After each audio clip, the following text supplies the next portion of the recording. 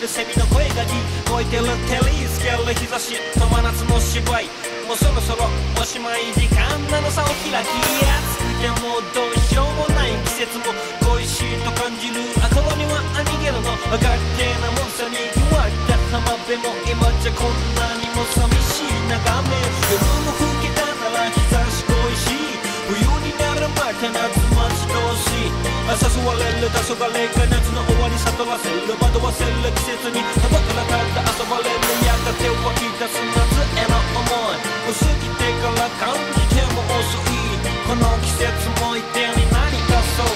書き出そう感想者ありがとう。夏の空晴れ渡る下で秋の風吹き始めたままで夏の終わりをみんなで感謝しよう。また来年もいやさ来年も夏の空晴れ渡る下で秋の風吹き始めたままで夏の終わりをみんなで感謝しよう。また来年もいやさ来年も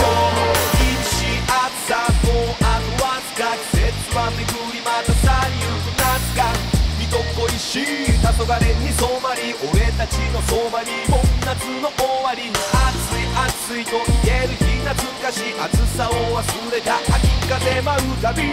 梅雨の明けた空の晴れたあの感動は冬を越えないと会えない。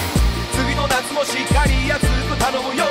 こちらなりにしのぎ暑さにも和むよ。ただ中途半端はいらない、そっとうなずく先遅れたひまわり。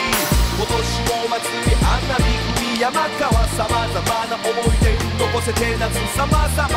ほんとありだけの感謝を来年もここでまた会おう、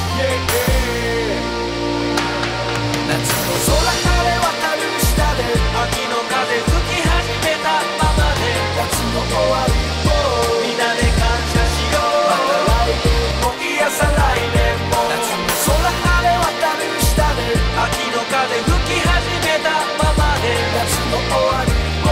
みんなで感謝しよう。また来年もいやさ来年も夏だからむしゃあうに騒ぎ出すように、足早な夏に負けないように騒ぐだけ騒ぎよのむな騒ぎ血も騒ぎよなよな大騒ぎ、疲れても寝ずに浮かれて夢中になれとも切抜くとこの中に吹いたのはなぜと夏に問いかけ、夕暮れ背中越しに伸びる影、毎年いつしか夏を待ちわびて待てば待ったで梅雨に散らされてきたら来たで夏に煽られて去ってしまうとなぜか切なく